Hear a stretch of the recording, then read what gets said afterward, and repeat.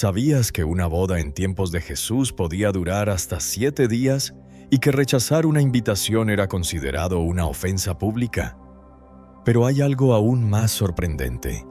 Las bodas judías de hace 2000 años esconden un mensaje profético que conecta directamente con la relación entre Dios y su pueblo. Y no era solo una celebración, era un pacto, un compromiso que podía cambiar el destino de familias enteras. Lo más importante de toda la boda no era la fiesta, ni el banquete, ni el vestido. Era una decisión silenciosa, una escena íntima, casi desapercibida, una copa de vino sostenida en las manos y una elección que lo cambiaba todo. Pero para entender esto, tenemos que viajar atrás en el tiempo, a una cultura completamente distinta, a un mundo donde el matrimonio no era una historia de amor como hoy la entendemos.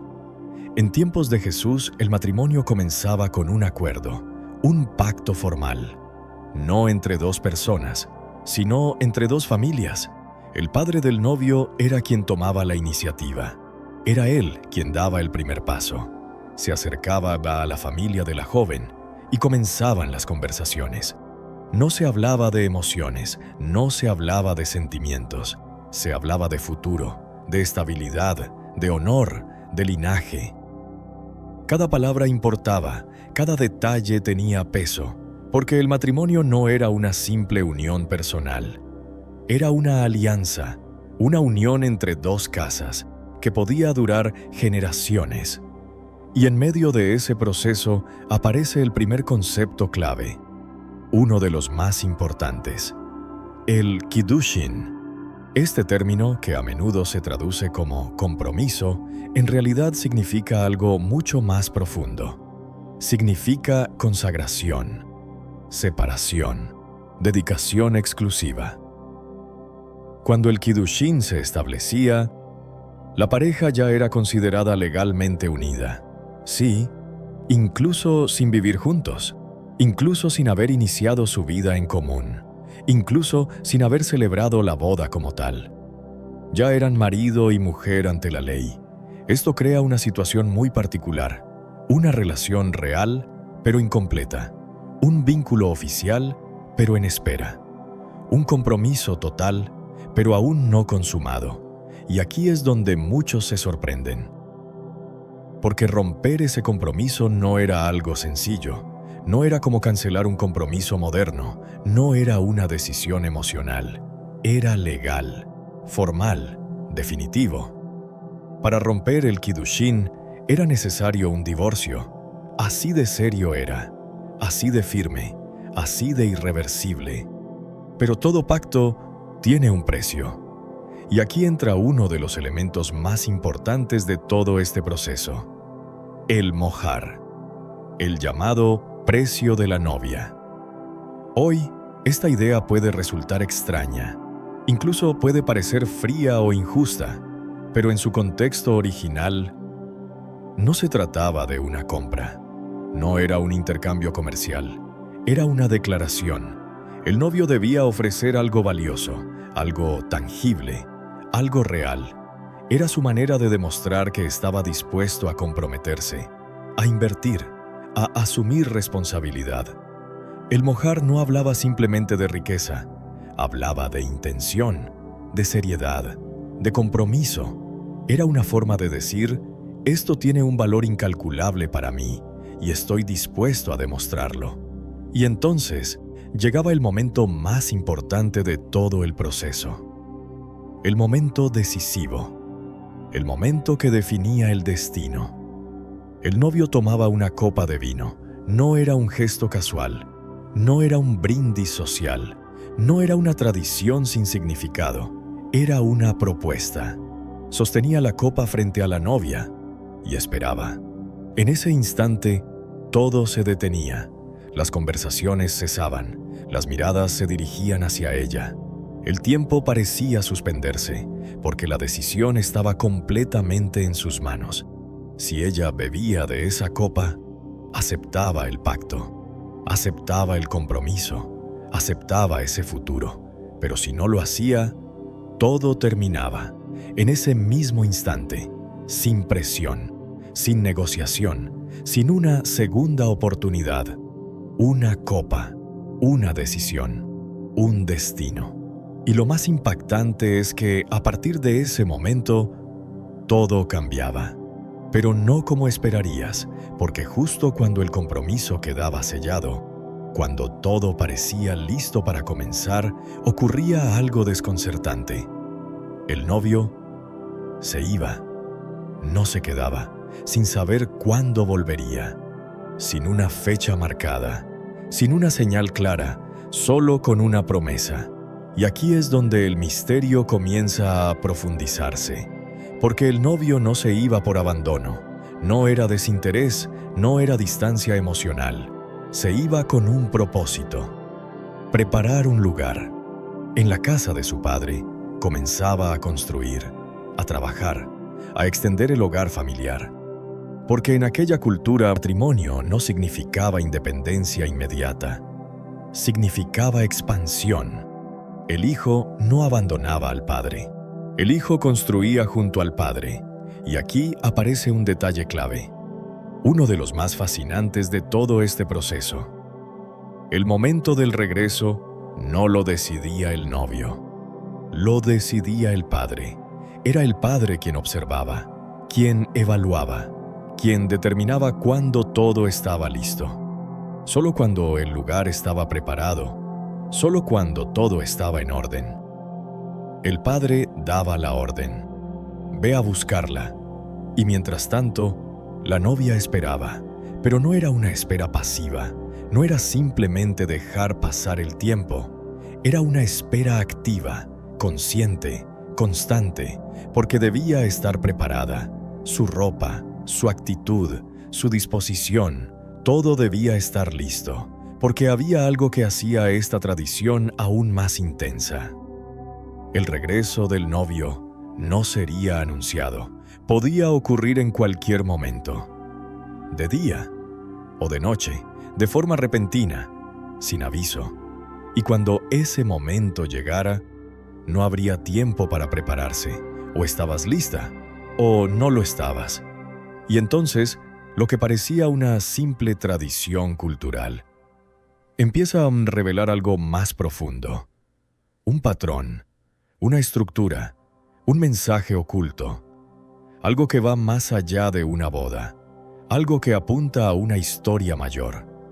Pero para entenderlo completamente, tenemos que avanzar al momento en que el silencio se rompe, al instante en que la espera termina y el novio regresa de forma inesperada, de forma repentina y completamente imposible de ignorar. La espera y el regreso inesperado. El novio se había ido y con su partida comenzaba algo mucho más difícil que el compromiso.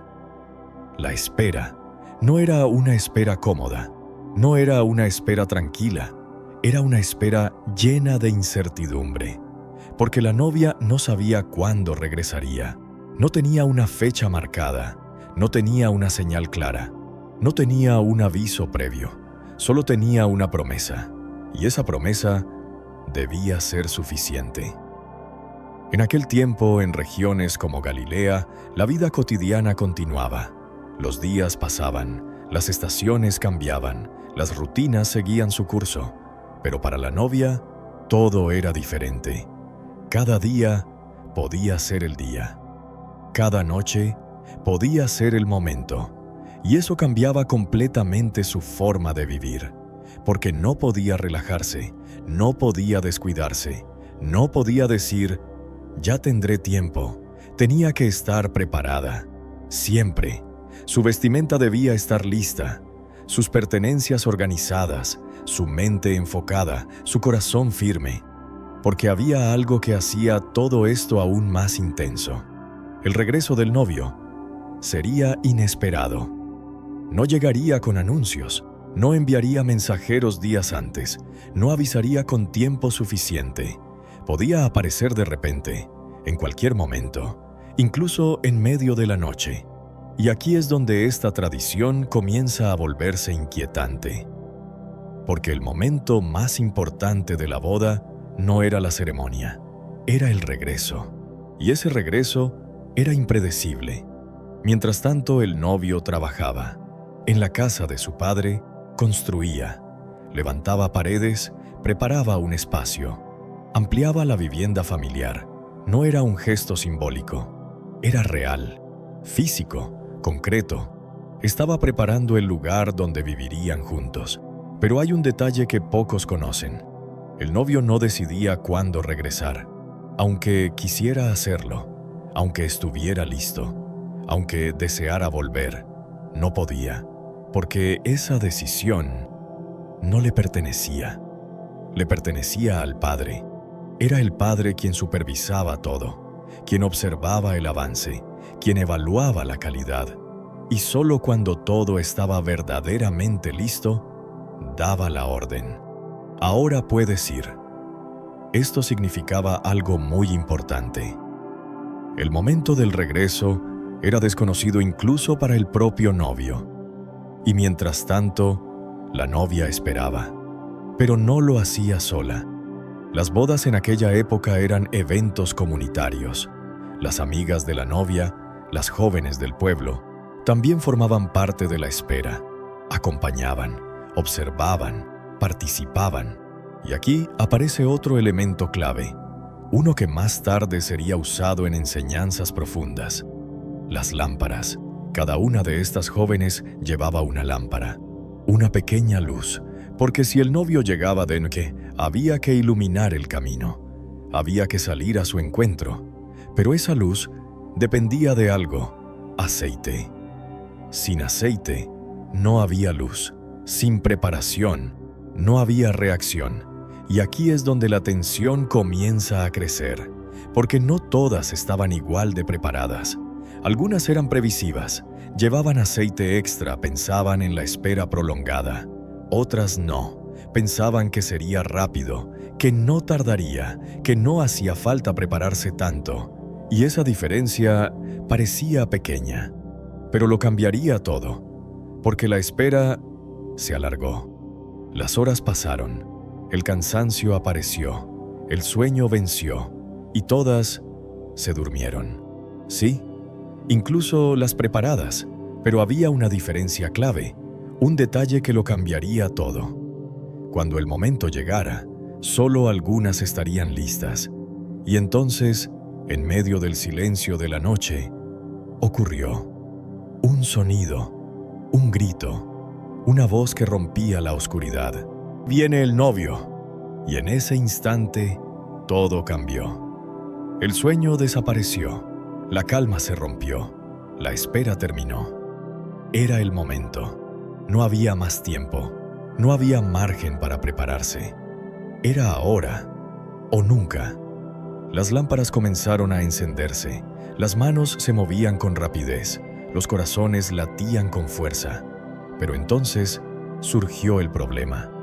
Algunas lámparas no encendían, el aceite no era suficiente, la luz era débil, o simplemente no había luz.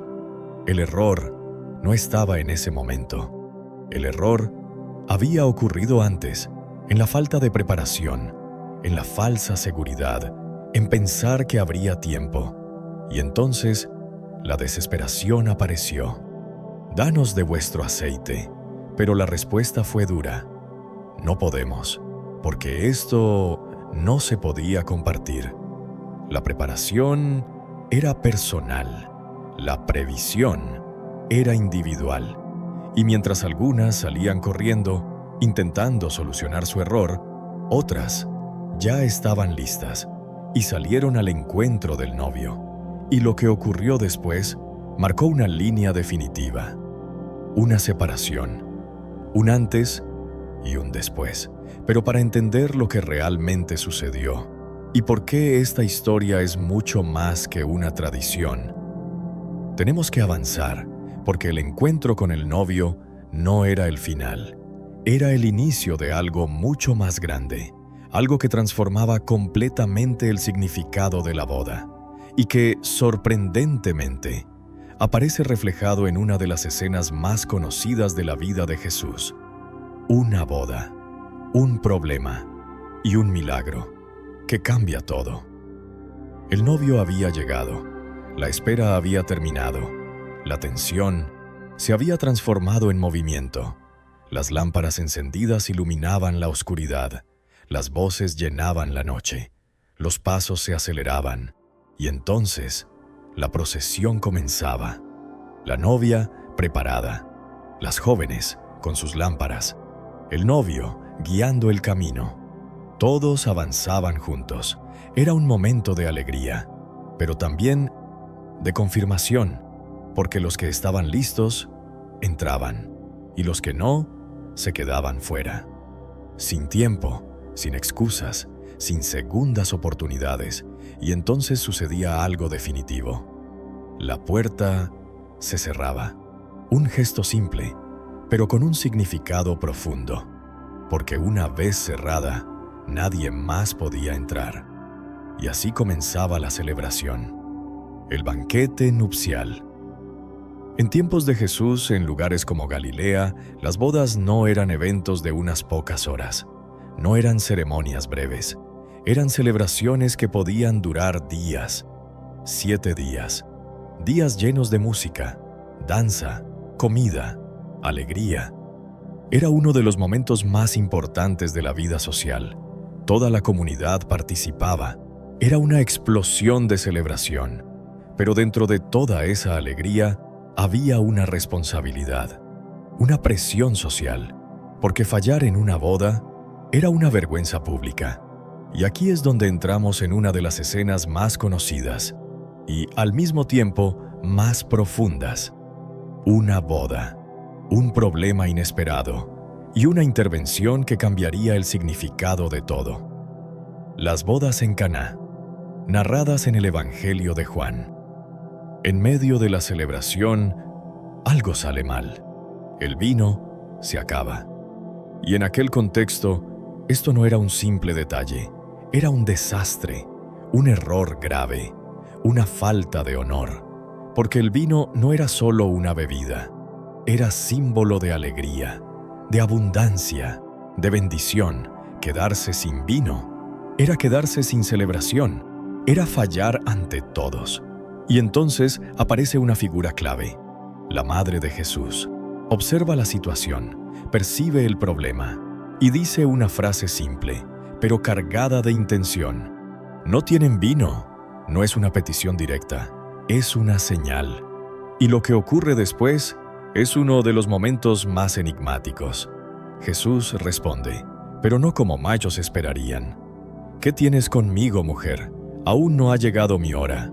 Una respuesta que desconcierta, pero que revela algo importante, porque no se trataba solo de resolver un problema social. Había algo más profundo, algo que iba más allá de la boda. Pero aún así, la acción ocurre. 6 tinajas de piedra, utilizadas para la purificación ritual. Agua, elementos comunes, cotidianos. Jesús da la orden: llenad las tinajas de agua. Y entonces, lo imposible sucede. El agua se convierte en vino, pero no en cualquier vino, en el mejor vino, el más refinado, el más inesperado. Y aquí es donde todo cambia, porque en las bodas de aquella época, el mejor vino se servía primero, y luego, cuando los invitados ya habían bebido, se servía el vino de menor calidad. Pero aquí ocurre lo contrario. Lo mejor llega al final. Y esto no es casualidad, es un mensaje, un símbolo, una declaración. Porque lo que parecía un simple milagro es en realidad una señal, una transformación. Agua convertida en vino, lo ordinario convertido en extraordinario, lo antiguo transformado en algo nuevo. Y para muchos estudiosos, esto conecta directamente con todo lo que hemos visto. El pacto, la espera, el regreso, el banquete. Todo apunta a algo más grande, algo que no se limita a una boda humana, sino que refleja una realidad espiritual, una relación, un compromiso, una unión. Y entonces, las piezas comienzan a encajar. El precio pagado, el pacto aceptado, la espera vigilante, el regreso inesperado, la entrada al banquete. Nada es casual. Todo sigue un patrón, una estructura, un diseño. Y lo más sorprendente es que este patrón aparece una y otra vez en las enseñanzas de Jesús. Parábolas, historias, ejemplos. Muchas de ellas basadas en bodas, porque las bodas no eran solo celebraciones, eran ilustraciones, mensajes vivos. Y entonces surge la gran pregunta: ¿estaba Jesús utilizando estas tradiciones para explicar algo mucho más profundo? ¿Estaba revelando una realidad espiritual a través de algo cotidiano? Y si es así, ¿qué significa todo esto realmente? Porque si estas bodas eran un símbolo, ¿de qué eran símbolo? Y más importante aún, ¿qué implicación tiene eso hoy? Para responder a eso, tenemos que ir al último nivel, al significado final, al mensaje que conecta todo y que transforma completamente la forma de ver estas antiguas tradiciones, el significado que lo cambia todo. Si todo esto fuera solo una tradición antigua, no tendría sentido analizarlo con tanto detalle. Pero no lo es. Cada elemento que hemos visto, el pacto, el precio, la copa, la espera, el regreso inesperado, la puerta cerrada, el banquete, todo sigue un patrón, un diseño demasiado preciso para ser casual. Y es aquí donde muchos estudiosos, teólogos e historiadores coinciden en algo inquietante.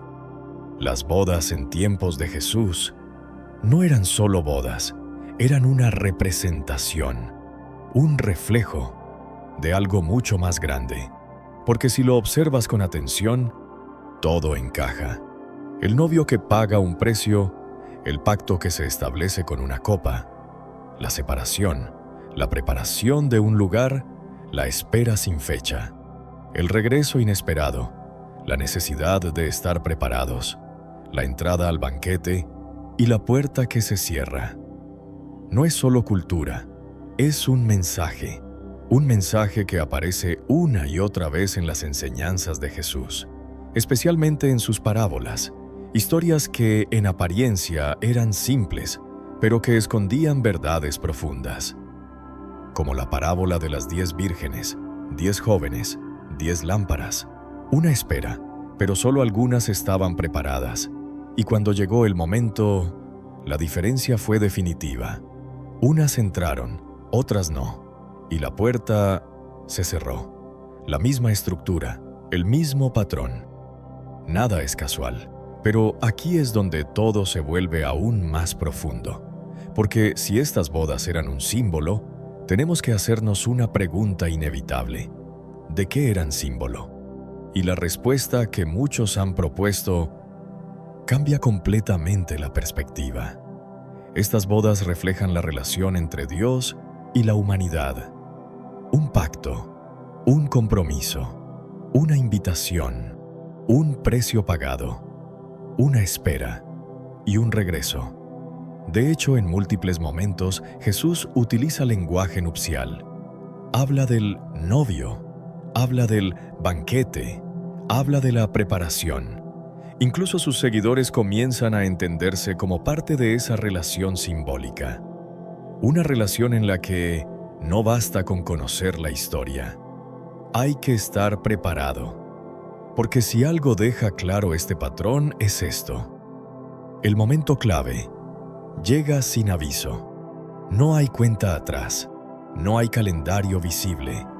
No hay señales evidentes para todos. Solo aquellos que están atentos lo reconocen. Y eso nos lleva a una reflexión incómoda. Porque es fácil pensar, yo estaría preparado. Pero en la historia, muchos pensaban lo mismo. Y no lo estaban. No porque no creyeran, sino porque no se prepararon. Porque asumieron que habría tiempo. Porque pensaron que podrían reaccionar en el momento. Pero el momento no espera. y cuando llega, define todo. Y aquí es donde este mensaje deja de ser historia y se vuelve personal, porque más allá de interpretaciones teológicas, más allá de simbolismos, más allá de creencias, hay una pregunta que permanece. Una pregunta que atraviesa el tiempo. Si el llamado ocurriera hoy, ¿estarías preparado? No mañana, no más adelante, no cuando todo esté bajo control. Hoy, porque en aquellas bodas la diferencia no estaba en el conocimiento, estaba en la preparación, en la vigilancia, en la disposición. Y eso no se puede improvisar.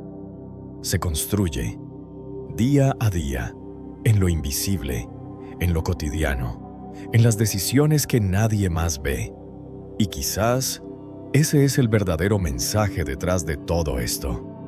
Que la vida no es solo lo que ocurre en los grandes momentos, sino lo que hacemos mientras esperamos, porque es en la espera donde realmente se revela quién está listo y quién no. Las bodas de hace 2000 años no eran solo celebraciones, eran enseñanzas vivas, recordatorios constantes de que hay momentos en la vida que no se repiten, puertas que se abren y luego se cierran, oportunidades que no vuelven y decisiones que definen destinos.